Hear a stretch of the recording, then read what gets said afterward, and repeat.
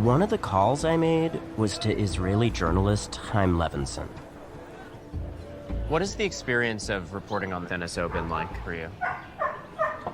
At the beginning, they were very close. They didn't talk to journalists. You're all against us. You don't understand. It's a security issue, etc. But lately, in the last year, they become very friendly. Do you buy what NSO is selling to journalists and governments around the world when they say, you know, yes, there have been some missteps, but we want to be, and we are now, the good guys? I think they understand that in a very, very, very bad PR situation. And the previous policy didn't work. And now they're thinking if they will explain to the people what exactly they're doing, it will help them. You ask me if it help them. The problem is not the PR. The problem is the issue. NSO can hack your phone with zero-click technology. And this is a tool that until NSO, only very industrial countries had. United States, security services of Israel, but for countries like Angola, it's impossible to develop such a technology. They don't have the human resources to breach Apple and Google engineers. What makes NSO special? They're willing to sell to countries with a huge democracy and human rights problems. Other companies are not willing to sell, and NSO are.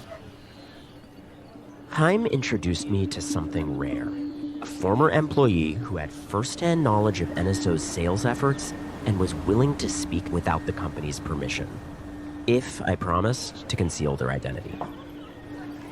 Is there anything specific that makes you fearful of how they would react if they did see your face and your identity? It's a very powerful company, very powerful people.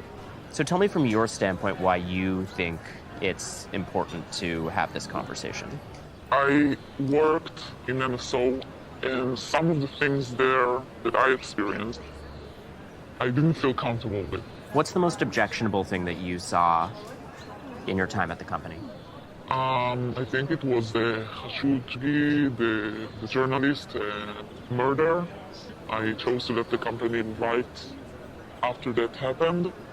I can share that many of my colleagues decided to leave the company at that stage.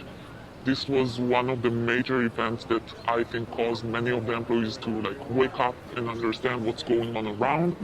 So you sold Pegasus to these different governments? Yeah, I didn't sell. I was demonstrating Pegasus. You pitched Pegasus to governments around the world.